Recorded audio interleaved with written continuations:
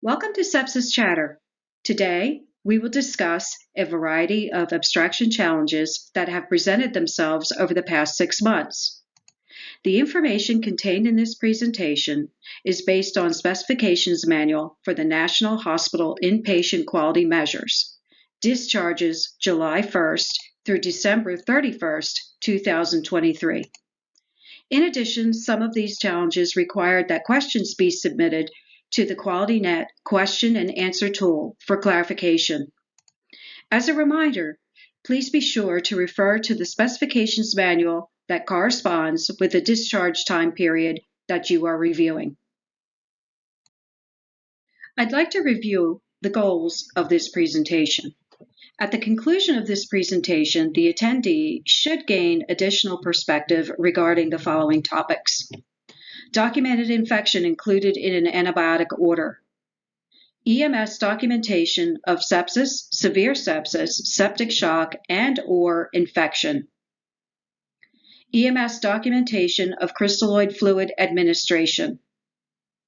MD documentation that the patient received an IV antibiotic prior to arrival.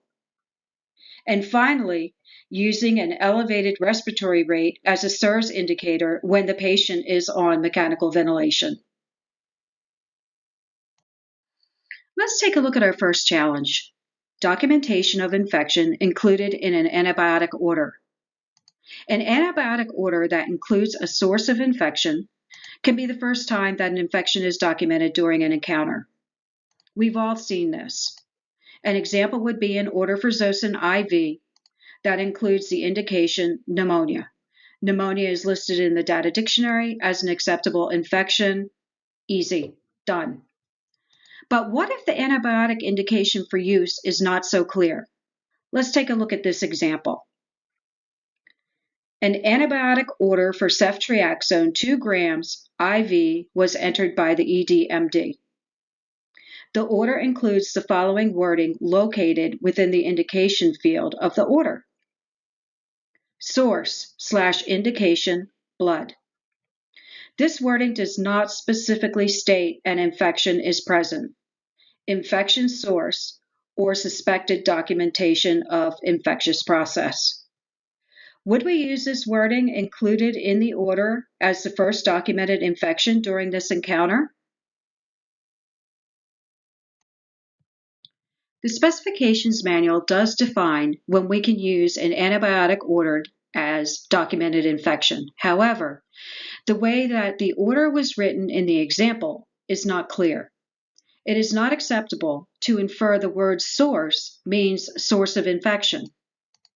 The word blood is not a sign, symptom, suspected infection. This indication for use in the example would not be used as documentation of an infection. Had the order stated source of infection, blood, then this would be acceptable to use as your documentation of infection. Let's review EMS documentation of an infection.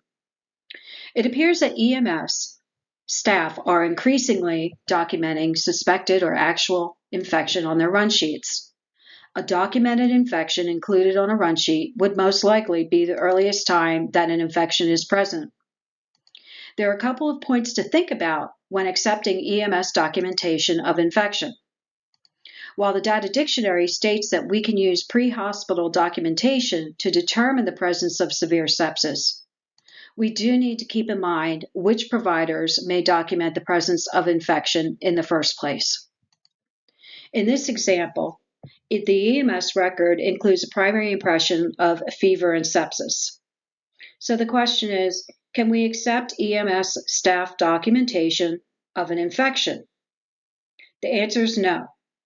An infection documented by an EMS, EMT, would not be acceptable because the guidance clearly states that the only providers who can determine if an infection is suspected or present are a physician, APN, PA, or RN. Now, if one of the acceptable providers happens to be part of the EMS team and is the one documenting this infection, then that would be acceptable. Let's review EMS documentation of crystalloid fluid administration. How do we determine if the crystalloid fluids administered by EMS en route are acceptable to use toward the target volume ordered? In the following example, the patient met criteria for septic shock on arrival to the emergency room. EMS documented that they had administered crystalloid fluids en route. The run sheet supports that a 250 cc saline bolus was administered per protocol. The start time was 12 o'clock. However, there's no end time, and there's no rate or duration of infusion noted. Would we calculate the end time from the start time as if the word bolus implied 1,000 cc's per hour? In this case, the end time would be 15 minutes from the start time, 250 cc's over 15 minutes. But the answer is no. We cannot assume that bolus means 1,000 cc's per hour. Bolus does mean any rate 126 cc's an hour or greater. This is why we need more information to determine if and when the bolus was complete. Another question arises when there is no way to calculate an end time based on how the fluids are documented. In order to count a fluid bolus as administered in full, we must be able to calculate the end time. In this example, the 250 cc normal saline bolus was started at 12 o'clock, and the ambulance arrived at the ED at 12:25.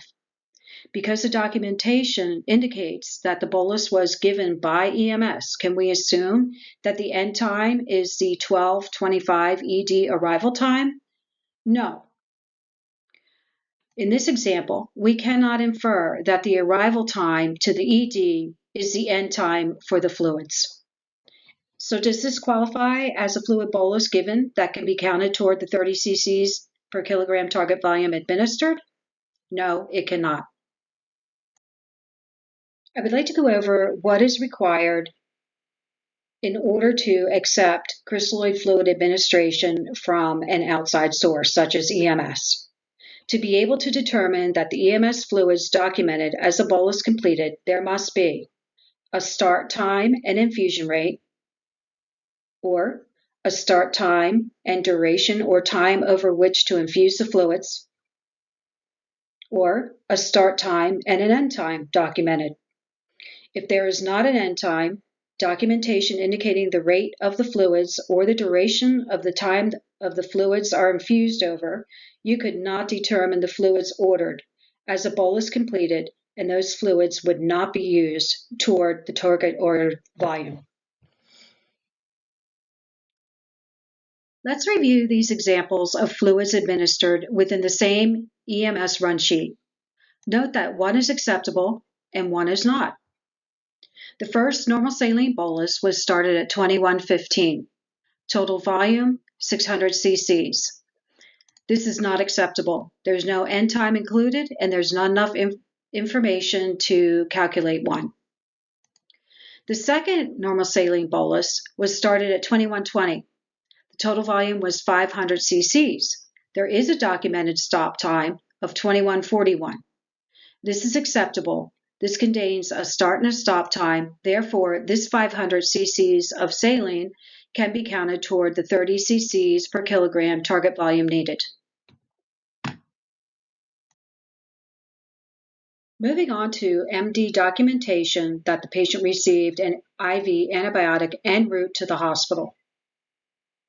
In this example, in her ED progress note, the MD documented that the patient received 2 grams of Rocephin at 10 o'clock en route per EMS. During abstraction, the EMS record cannot be located by the abstractor or the hospital. So can this documentation in the ED-MD narrative be used as the initial antibiotic administration? So technically, yes, the guidelines state that specific documentation by one person that another person administered the antibiotic is acceptable for determining the date and time of administration. For this example, the answer is no. This documentation is missing the route of the administration, so we cannot use an antibiotic dose if the antibiotic name, route, date, or time is missing. Our last topic today is using a respiratory rate that exceeds the mechanical ventilation setting as a SIRS indicator. So the question is, can we use an elevated respiratory rate as a SIRS indicator when a patient is being mechanically ventilated? And can we redefine what the threshold is based on the ventilator setting? In this example, the patient was located in the ICU. The onset of severe sepsis was met per clinical criteria for infection, organ dysfunction, and 2 SIRS indicators, which included a respiratory rate of 16 within 6 hours of each other. So the ventilator setting was SIMV mode with a respiratory rate of 12. The respiratory rate of 16 exceeds the respiratory rate of 12. Would a respiratory rate of 16, which exceeds the setting of 12, be considered a SIRS indicator, or are we still looking for the respiratory rate of greater than 20? The Specifications Manual guidelines state, if an artificial intervention is unable to control a patient's physiological function, use the SIRS criteria or a sign of organ dysfunction. The example that they provided in the data dictionary is mechanical ventilator rate set at 24 and respiratory rate was at 28.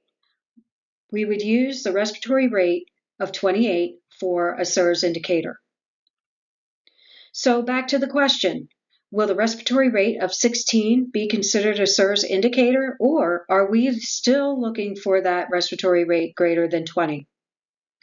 To use the respiratory rate as a SIRS indicator, the rate would have to be greater than 20. In this example, the respiratory rate of 16 does not meet SIRS criteria. Now that we have covered our topics today, I'd like to provide you with some final tips to take with you.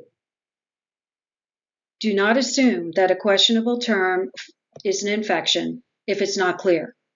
When determining if a symptom or a diagnosis is an infection, always refer to the current Specifications Manual for guidance.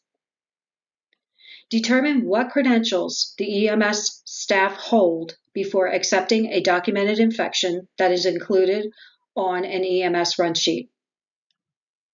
In order to accept crystalloid fluids administered en route by EMS, the documentation must meet all criteria that supports the fluids were completely infused: type, volume, start time, and either a rate, duration, or end time of the fluid infusion. Tips continued. IV/IM antibiotics administered prior to arrival must follow the same documentation requirements as any medication given in-house, including the name, route, date, and time. Be careful when determining if a SIRS indicator or organ dysfunction should be redefined, quote unquote, to be excluded. Always refer to the current version of the Specifications Manual for National Hospital Inpatient Quality Measures for information. And finally, use the QualityNet question and answer tool. For further information, please refer to the following references.